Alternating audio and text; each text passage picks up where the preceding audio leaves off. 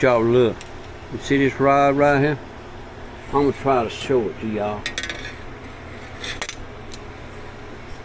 But if you look at this rod, you can see it's a large diameter and it tapers down real fast. This is an old Bill Evans special. And this is my spinnerbait rod. I just bought it. I took the old handle off. I just bought a new handle for it. I'm fixing to rewrap it. I'm going to do some rod wrapping over here.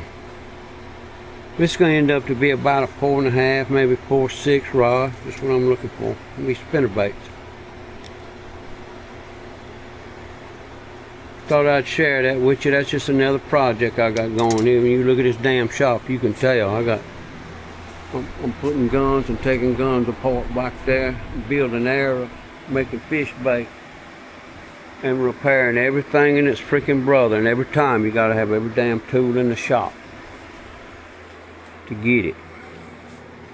But yeah, we're gonna come back to that Evans. That's a sweet spinnerbait rod.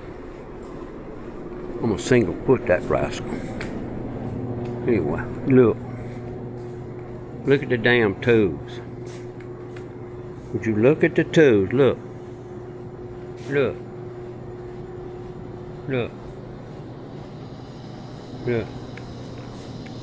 Look at them.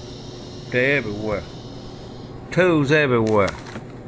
Different ointments and sprays. Mechanic work. Pull every damn tool in the shop out.